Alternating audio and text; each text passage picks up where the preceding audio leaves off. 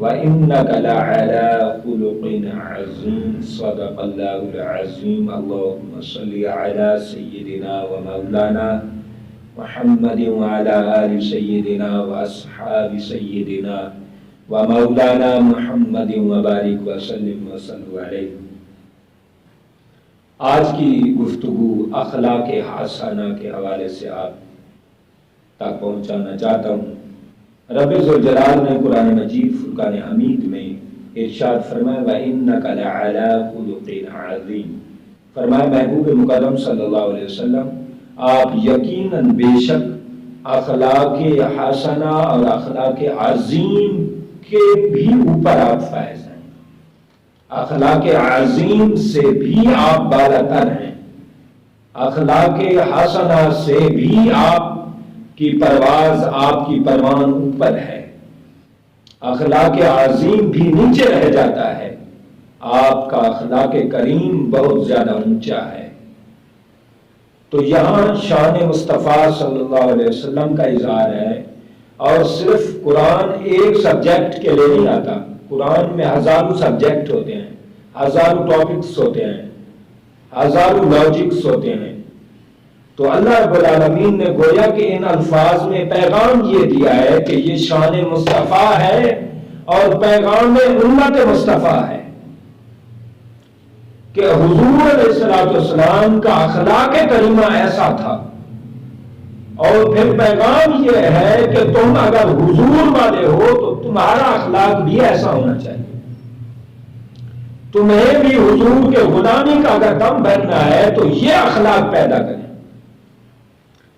حضرت جناب عیسیٰ علیہ السلام کے بارے میں آتا ہے کہ آپ ایک جگہ سے گزر رہے تھے تو ساتھ میں ایک آدمی آپ کو گالیاں دینے لگ گیا، آپ مسکراتے جا رہے ہیں، وہ گالیاں دے رہا ہے، یہ مسکراتے جا رہے ہیں، حتیٰ کہ وہ آگے جاتے ہوئے غصے میں ہو گیا اور بڑی زبردست گالیاں دینے لگا۔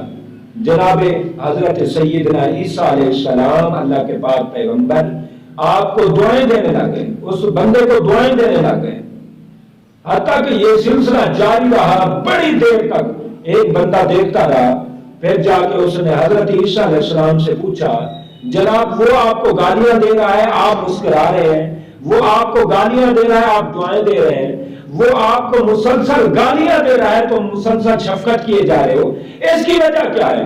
آپ نے فرمایا دل یہ ایک برتن ہے، جو اس میں ہوتا ہے وہ دماغ پہ آتا ہے، ہمارا دل کلام الہی کے نور سے منور ہے، ہمارا دل اخلاق کریمہ سے منور ہے، ہمارے دل میں رب کی توجہ رحمت ہے، ہمارے دل کے برتن میں جو ہے وہ نکلنا ہے، اس کے دل کے برتن میں جو ہے اس سے نکلنا ہے۔ ہم کیوں اپنا منصب چھوڑے کسی کی وجہ سے؟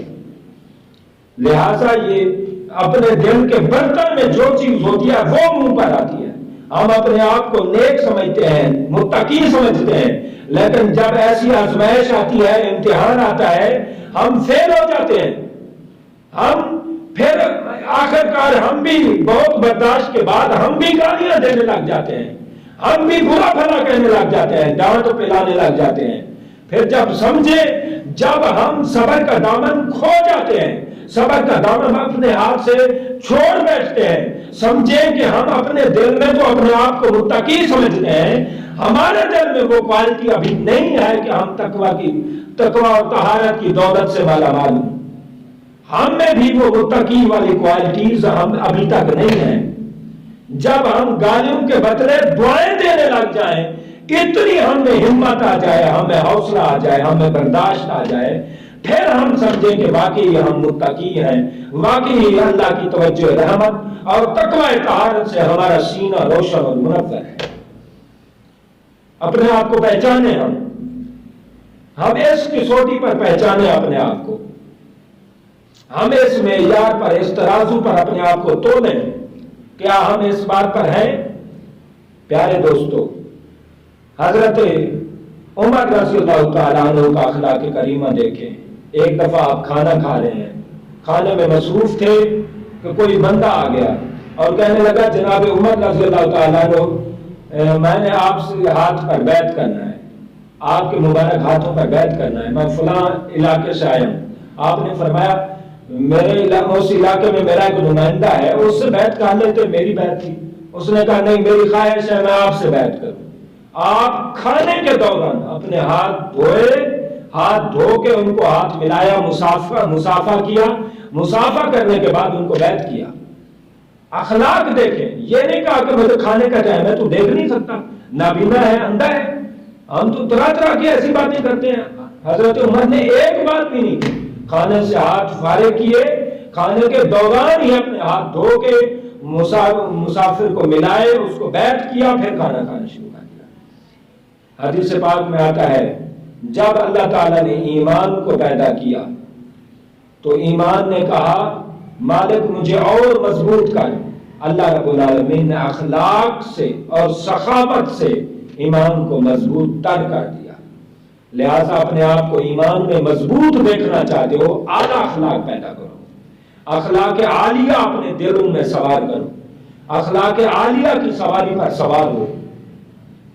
وہ ایک بادشاہ تھا، اس نے اپنے ہائی اسٹینڈرڈ کوک کو بلایا کھانے کے لیے، کہا کہ میری فلاں جو میری فیوریٹ ڈش ہے وہ تیار کرو، پسندیدہ کھانا تیار کرو۔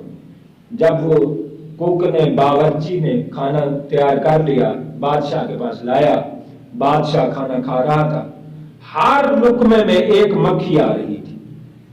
وہ شاید اس نے دھیان نہیں دیا، اس نے توجہ نہیں کی، احتیاط نہیں کی، مکھیاں کھانے میں جاتی رہیں، اس نے پرواہ نہیں کی، کوئی اس سے غفلت ہو گئی۔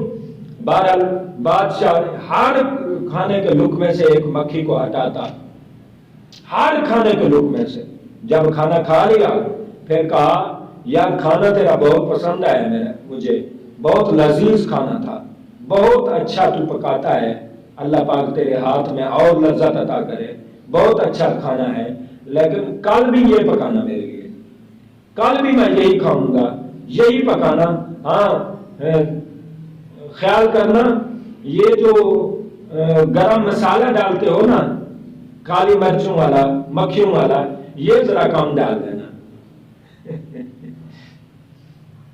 اللہ اکبر کبیرہ، یہ کم ڈال لینا، کالی مرچیں کم ڈال لینا، باقی کھانا مزیدار ہے۔ تو کوک کو جب یہ بات سنی کوک نے تو کوک پریشان ہو گیا اور بڑا شرمندہ ہوا، اور پھر جب بھی کھانا بادشاہ کے لیے پکاتا تھا تو بہت احتیاط سے ہانڈی پر وہ ڈھکن دے کے رکھتا، ہانڈی کو اوپر سے بند کر کے رکھتا، مکھیوں کو نہ جانے دیتا۔ تو یہ ایک مثال ہے۔ بادشاہ کہتا ہے گرم مسالہ کم رکھنا، وہ جو گرم مسالہ ہے نا، کالی مرچیں، وہ ذرا کم رکھنا، باقی کھانا مزیدار ہے۔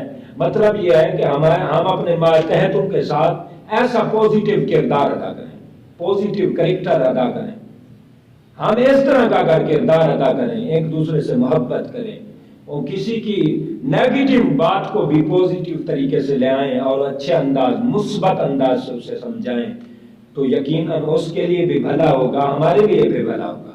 اس طرح کا اگر اسلامی نظریہ، آپ اسلامی نظریات کو اس طرح کا فروغ بخشیں، اس طرح کے نظریات کو منظر عام پہ لے آئیں، ہائی لائٹ کریں، تو یقیناً خدا کی رحمت ہوگی۔ میرے چند کلمات اللہ پاک قبول فرمائے، حضور کے اخلاق عالیہ کی ہمیں خیرات نصیب فرمائے۔ وآخر دعوانا الحمد